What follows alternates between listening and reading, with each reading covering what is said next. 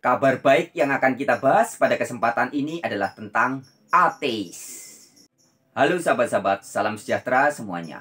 Om Swastiastu, Namo Buddhaya, Rahayu Sakung Dumadi, Sampurasun. Assalamualaikum, Shalom Aleichem.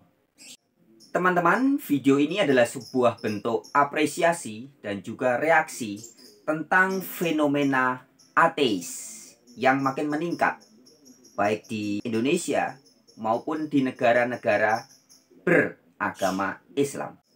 Oke, untuk lebih mantap, mari kita simak video berikut ini. Membahas tentang ateis. Hah? Jumlah penganut ateis di Arab semakin besar. Asli sih, kaget banget. Kayak nggak percaya sama informasi itu. Tapi itulah temuan hasil penelitian di beberapa lembaga riset. Gak cuma terjadi di negara-negara Arab, tapi di beberapa negara lain kayak Turki, Iran, Mesir, dan Arab Saudi. Di kawasan Arab, menurut survei BBC International pada 2013, ada 8% yang ngaku ateis, dan 2019 meningkat jadi 13%. Di Iran, dalam riset Iranians Attitudes Toward Religion 2020, terungkap ada 47% dari 40.000 responden ngaku telah beralih dari beragama jadi ateis. Di Turki terjadi peningkatan signifikan penganut ateis dalam kurun waktu 10 tahun terakhir. Dalam laporan lembaga survei Konda pada 2019, ditemukan penurunan penganut agama Islam dari 55% menjadi 51%. Penurunan ini bukan beralih ke agama lain, tapi menjadi ateis. Sedangkan di Mesir, menurut survei yang dilakukan Universitas Al-Azhar Kairo pada 2014, ada 10,7 juta orang yang mengaku ateis dari 87 juta penduduk. Ini berarti secara presentasi mencapai 12,3%. Di Arab Saudi, menurut laporan Saudi Arabia 2021 International Religious Freedom Report, ada 224.000 orang yang ngaku nggak beragama, baik ateis atau agnostik. Pertanyaannya, kenapa sih mereka beralih menjadi ateis? Menurut Hannah Wallace, penyebabnya adalah politisasi agama yang dilakukan pemerintah, selain karena adanya peningkatan interaksi dengan kelompok serupa di dunia maya. Sedangkan menurut Tamer Fuad, seorang koresponden hubungan internasional Guardian, bilang ada dua penyebab nih. Pertama, karena adanya pandangan negatif terhadap agama akibat pemberitaan buruk, mulai dari penghancuran masjid, pembakaran gereja, sampai aksi kekerasan lain atas nama agama. Kedua, munculnya kegagalan kepemimpinan partai dan tokoh Islam pasca Arab Spring. Di Indonesia, gimana ya? Oke, langsung kita tanggapi ya teman-teman. Di Indonesia bagaimana? Sebenarnya di Indonesia juga tidak terlalu berbeda. Fenomena banyaknya, terutama anak-anak muda ya, yang meninggalkan dunia keberagamaan karena mereka sudah merasa dalam tanda kutip jijik dengan kelakuan dari kaum agamawan yang ternyata tidak lebih daripada berpolitik, politisasi agama. Nah, banyak sekali anak-anak muda yang sudah tercerahkan, yang sudah merasa jijik dengan dunia keberagamaan di Indonesia ini, akibat pandangan yang sangat negatif. Nah, kalau sudah ngerasa jijik, ya itu berarti sudah negatif banget ya terhadap agama. Hal ini terkait dengan kegagalan dari tokoh-tokoh agama. Bukan cuma kegagalan para tokoh partai politik yang mengatasnamakan agama, tetapi juga munculnya fenomena seperti misalkan ustadz-ustadz di pesantren ya, oknum-oknum di pesantren-pesantren tertentu yang ternyata cabul, yang ternyata begini, begono, yang bukan cuma hanya satu dua, tapi ada banyak ya. Oknum tapi banyak. Nah, fenomena seperti itulah yang membuat banyak anak muda mulai merasa jengkel, jengah, dan berakhir dengan merasa jijik dengan keberagamaan. Pendeta-pendeta dari oknum ya, oknum pendeta-pendeta dari gereja-gereja tertentu yang juga lebih banyak membicarakan hal yang materi, perpuluhan ya, kemakmuran duniawi. Muncul juga tokoh seperti Ucup Mancur ya, Ucup Mancur yang membodohi masyarakat, ngibul-ngibulin masyarakat dengan programnya yang berupaya mengeruk kekayaan materi, keuangan dari masyarakat ya, mengatasnamakan agama, mengatasnamakan ayat-ayat Al-Quran. Ternyata tujuannya hanya untuk menghimpun dana, memperkaya diri. Itu sangat menjijikkan ya. Begitu pula dengan fenomena penutupan rumah ibadah ya, konflik antar dikit-dikit penistaan agama, dikit-dikit penodaan agama, dikit-dikit pelecehan agama ya, yang tidak berhenti-berhenti. Ada aja kasusnya. Hal-hal seperti ini semakin membuat banyak orang, terutama anak-anak muda, merasa jengah dan jijik dengan keberagamaan di Indonesia ini. Nah, akibat dari semua itu banyak orang kemudian beralih ya, menjadi ateis atau agnostik, dan sebagian juga menjadi spiritualis ya. Jadi banyak orang beralih dari keberagamaan, terikat oleh dogma, dilepaskan, ditinggalkan, dan kemudian menjadi spiritualis. Salah satunya seperti kesaksian dari Mbak atau Ibu berikut ini. Dulu awalnya saya Islam, mohon maaf ya, ini saya ceritakan apa adanya, tidak saya tutupi, tidak saya lapakan. 2010 sampai 2018, tapi saya belum bisa menemukan kenyamanan yang sangat luar biasa seperti hari ini. Akhirnya di 2018 saya beralih ke rohanian. Di situ saya sebenarnya sudah merasakan kenikmatan, tetapi 4 bulan ini saya mengikuti channelnya Mas Hendra. Setiap kali saya mendengarkan acaranya Mas Sunan, saya sampai gemetar. Saya merasa tersentil.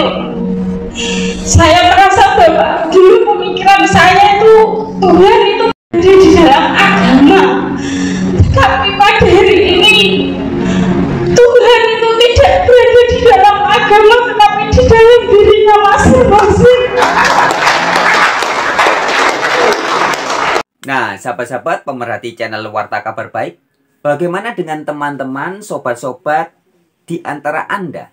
Apakah juga ada yang memiliki pengalaman yang serupa atau rasa yang sama melihat fenomena keberagamaan dan juga merasakan dogma-dogma dari agama-agama itu yang tidak membumi, tidak menjadi realitas, hanya katanya, membicarakan tentang Allah atau tentang God yang tidak betul-betul bisa dirasakan dan dialami. Hanya cerita menurut Pak Ustadz, menurut Bapak Pendeta, menurut katanya, menurut ceritanya. Tapi tidak betul-betul bisa dirasakan, tidak nyata, tidak sungguhan. Nah, sehingga Anda merasa kecewa dan memutuskan meninggalkan dunia dogma atau dunia keberagamaan. Kemudian Anda menjadi pelaku spiritualis, atau Anda mungkin menjadi ateis atau agnostik. Nah, bagaimana teman-teman? Silahkan tulis komentar Anda, kesaksian Anda ya, di kolom komentar video ini. Terima kasih. Oke teman-teman, sekarang kita akan masih melanjutkan berbincang tentang ateis. Bagaimana pandangan seorang ateis terhadap agama dan dogma-dogmanya. Oke, sebelum kita lanjut, kita berikan pembahasan dan apresiasi dan juga reaksi. Kita simak video berikut ini.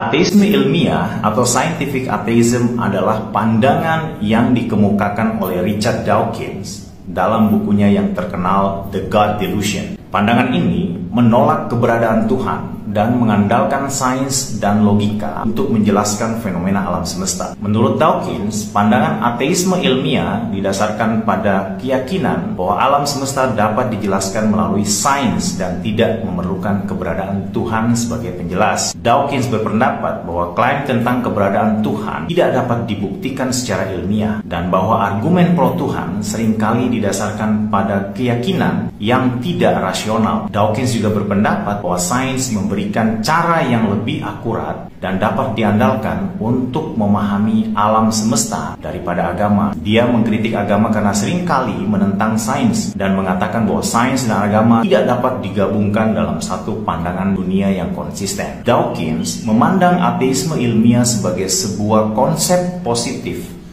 yang menekankan nilai kebebasan berpikir, logika, dan sains. Dia berpendapat bahwa pandangan ateisme ilmiah dapat membawa manusia ke arah kebahagiaan dan pemahaman yang lebih luas tentang dunia. Namun, pandangan ini juga dikritik oleh sejumlah orang yang berpendapat bahwa keberadaan Tuhan masih merupakan hal yang penting bagi kepercayaan dan nilai-nilai spiritual di dalam masyarakat. Bagaimana menurut Anda? Nah, teman-teman, video yang merupakan presentasi singkat tentang pandangan ateis versi dari Richard Dawkins yang disampaikan oleh seorang pria di video tadi ya. Pria itu adalah sahabat saya, rekan kerja dan sahabat saya, namanya Mas Dedi Nur ya, atau Bang Dedi Nur. Mungkin suatu saat kita bisa podcast bareng dia ya, membicarakan tentang banyak hal ya, karena Mas Dedi Nur ini adalah orang yang berwawasan sangat luas. Dia paham fenomena agama, politik, sosial, bisnis, dan sebagainya. Nah, lain kali kita bisa bikin podcast bareng dia. Oke teman-teman, kita kembali ke tema kita ya. Membahas tentang ateis. Jadi yang disampaikan oleh Mas Dedi Nur itu adalah mempresentasikan ateis versi Richard Dawkins dalam bukunya yang very famous atau sangat terkenal, yaitu The God Delusion atau delusi tentang Allah. Richard Dawkins adalah seorang free thinker atau pemikir bebas. Nah, teman-teman, ini menarik ya, karena saya pribadi dalam perjalanan spiritual saya juga pernah menjadi seorang agnostik dan juga free thinker. Saya tidak ateis ya, tetapi agnostik dan menjadi seorang free thinker. Perbedaan antara agnostik dengan free thinker itu gampangnya begini teman-teman.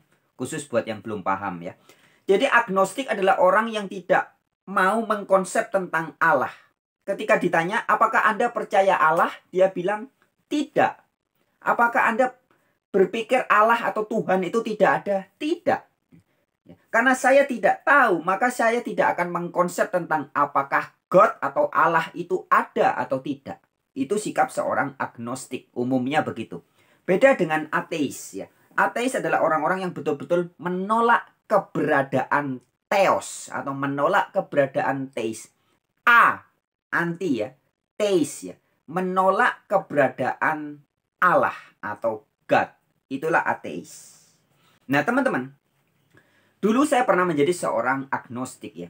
Ketika masih menjadi seorang free thinker atau pemikir bebas, seorang free thinker seperti saya dulu ya, umumnya adalah orang yang tidak memiliki komitmen dengan ajaran apapun atau pada siapapun, selain dengan pikirannya sendiri. Terlebih lagi tidak kepada sesuatu yang belum bisa atau tidak pernah mereka lihat atau mereka alami. Yaitu seperti keberadaan sosok Allah atau God. Kan nggak pernah dialami ya, maka ditolak atau dianggap sebagai tidak ada. Adapun beberapa dari free thinker sebenarnya adalah penganut deisme, yaitu mereka yang percaya adanya suatu Tuhan atau suatu God yang menciptakan, tapi kemudian melupakan ciptaannya, alias nggak mau ngurusi lagi. Habis diciptaan, wis nggak diurusi lagi. Itulah para penganut deisme. Free thinker yang lain biasanya adalah agnostik, seperti saya dulu ya, yang menyatakan bahwa tidak mungkin untuk mengetahui bahwa Tuhan atau God atau Allah itu benaran ada. Nah, sebagian dari free thinker yang lain adalah ateis ya, yang meyakini bahwa Allah atau God itu betul-betul tidak ada. Para free thinker umumnya menganggap bahwa Allah atau God atau theos itu sebagai kuno, jadul, sudah ketinggalan zaman. Itu cuma konsep yang kekanak-kanakan, yang menggelikan. Hanya sekedar suatu ide atau gagasan yang berasal dari imajinasi yang amat sangat menggelikan saja. Nah, kalau tadi sudah dipresentasikan oleh teman saya, Mas Dedi Nur, tentang ateis versi Richard Dawkins ya. Sebenarnya teman-teman, beberapa free thinker yang terkenal lainnya, diantaranya juga ada Michel Onfray ya, seorang ahli filsafat asal Prancis, penulis buku Atheist Manifesto. Selain itu ada juga Christopher Hitchens ya di Washington DC dengan bukunya God is Not Great ya, dan lain-lainnya ya. Jadi bukan hanya Richard Dawkins dengan bukunya The God Delusion, tapi banyak tokoh-tokoh ateis lainnya. Nah, tapi pada kesempatan ini kita akan mengapresiasi dan memberikan reaksi dan juga kritik terhadap pemahaman Richard Dawkins. Oke teman-teman ya, jadi saya pribadi tidak terlalu menyalahkan pemahaman dari Richard Dawkins yang ditulis begitu apik ya, begitu bagus dalam bukunya The God Delusion. Mengapa? Karena setelah saya membaca atau menyimak buku itu juga, sebagaimana tadi sebagian sudah dipresentasi secara singkat dan cepat oleh sahabat saya Mas Dedi Nur itu, sesungguhnya God atau Theos atau Theis yang ditolak oleh Richard Dawkins itu ternyata adalah God atau Theos yang oleh agama-agama tertentu, oleh pengajar-pengajarnya ya, oleh guru-guru agama tertentu diasumsikan sebagai suatu sosok. Ya, seperti misalkan God atau Theos atau Allah adalah suatu sosok yang selalu memperhatikan kita. Ya. Suatu sosok yang begitu selalu terlibat dengan kehidupan kita setiap hari. Suatu sosok, jadi seperti pribadi yang selalu mencermati kita. Nah, ternyata konsep seperti itulah yang ditolak oleh Richard Dawkins. Jadi teis yang dianggap seperti sosok itu, yang diajarkan oleh oknum-oknum ustadz atau ulama atau pendeta atau guru-guru agama tertentu, itulah yang ditolak oleh Richard Dawkins. Tetapi teman-teman, sebenarnya kalau kita memahami bahwa yang oleh Al-Quran disebut sebagai zat, ya, jadi ilah atau Allah itu disebut sebagai zat oleh Al-Quran, dan juga yang di dalam Bible oleh Yesus, Allah itu diperkenalkan sebagai roh. Ya, jadi zat, roh. Di dalam saudara-saudari kita Hindu, Allah diperkenalkan sebagai Brahman yang berwujud Atman di dalam diri setiap manusia. Nah, kalau saja Richard Dawkins bisa memahami hal itu, maka secara sains, ya, secara ilmu pengetahuan ilmiah, apa yang oleh Quran disebut sebagai zat, yang oleh Bible atau Alkitab atau ajaran Yesus disebut sebagai roh, yang oleh saudara-saudara Hindu disebut sebagai Atman, itulah yang di dalam sains disebut sebagai energi. Nah, jadi sebenarnya Tuhan, huruf besar semua ya, atau God yang asli, itulah Sang Maha Energi. Bukan suatu sosok, bukan suatu pribadi atau seperti makhluk begitu, bukan. Tetapi Sang Maha Energi. Nah, jika Richard Dawkins memahami bahwa yang di dalam sains disebut sebagai energi, di dalam kitab Bible disebut sebagai spirit atau roh, di dalam Al-Quran disebut sebagai zat, maka saya kira Richard Dawkins akan mulai berpikir ulang atau mulai bisa memahami bagaimana sebenarnya God yang asli, yang di dalam Al-Quran dalam surat Qaf ayat 16 dikatakan, kami lebih dekat dari urat lehermu. Yang di dalam Alkitab Yesus berkata, Bapa, ya, Allah Bapa itu di dalam manusia, di dalam diri kita. Yang di dalam kitab-kitab Hindu, kitab Veda, kitab Bhagavad Gita dikatakan bahwa Brahman percikannya ada di dalam diri kita. Nah, jika setiap orang sudah memahami hal ini, tentunya orang seperti Richard Dawkins juga akan bisa menerima bahwa ternyata God itu sungguhan ada, tapi bukan God yang sosok, yang pribadi, tapi God yang memenuhi segala sesuatu, yang membuat segala komponen di alam semesta ini bekerja. Itulah sang energi. Itulah God yang maha tinggi. Itulah spirit. Ya, itulah Atman. Jadi teman-teman, begitupun dengan orang-orang, anak-anak muda ya, baik di negara-negara Arab sana ya, di negara-negara Timur Tengah, Mesir, Turki dan sebagainya tadi, yang banyak meninggalkan agama Islam.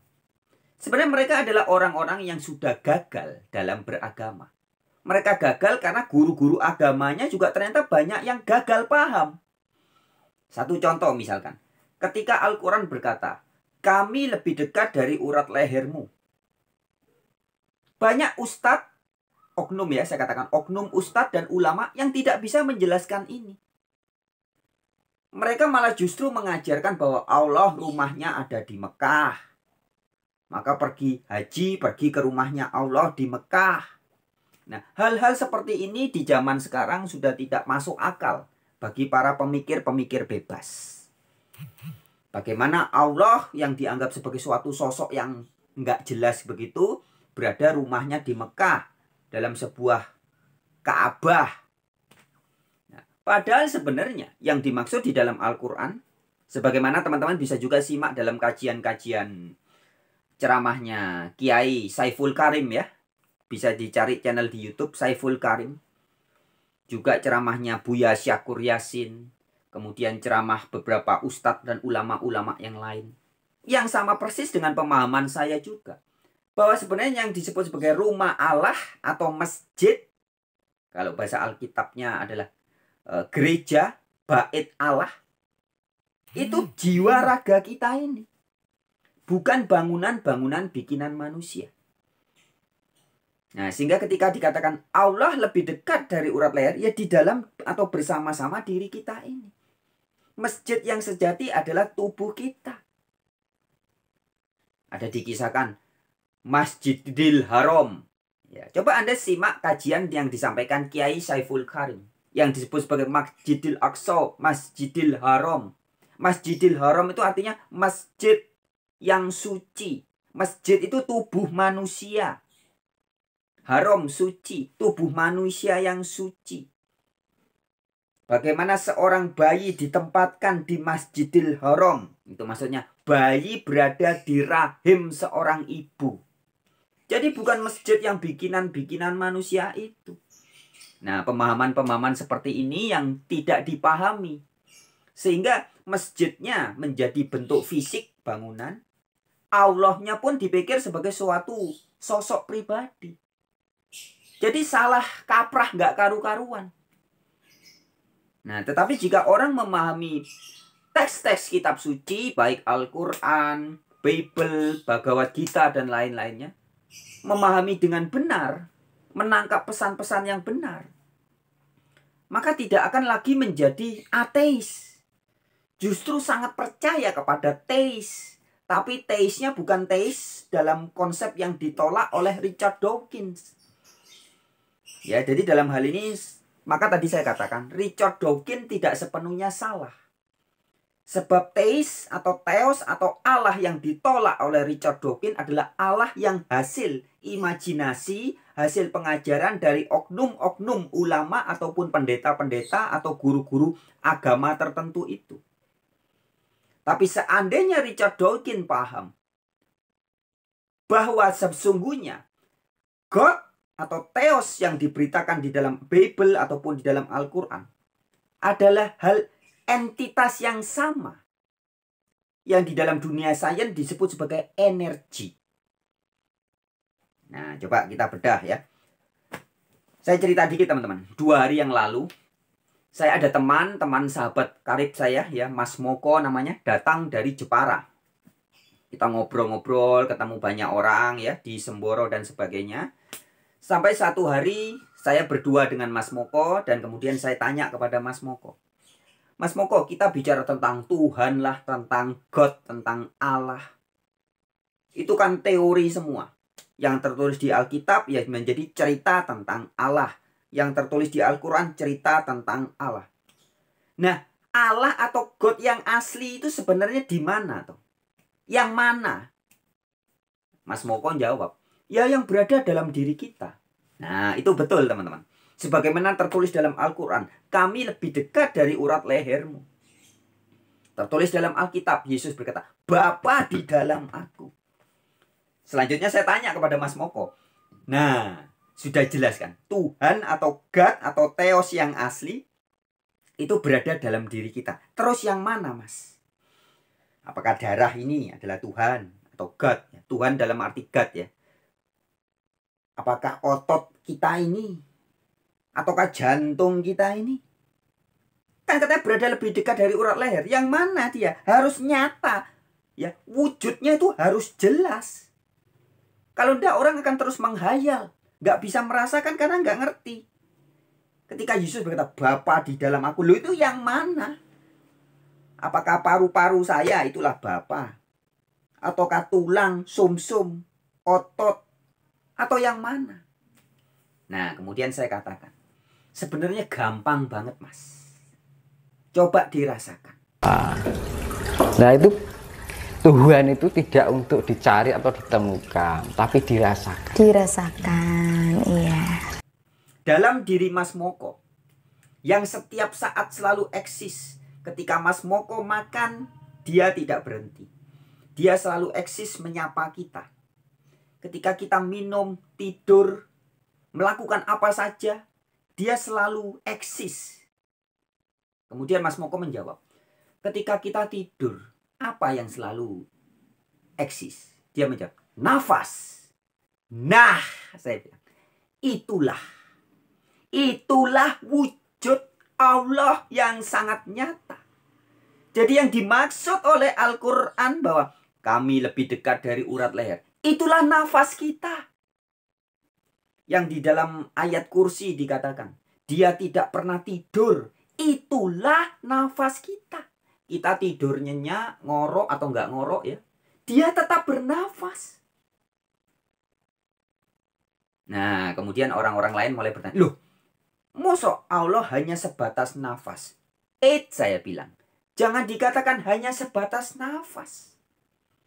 Nafas itulah Sang Maha Energi yang dalam sains disebut sebagai energi.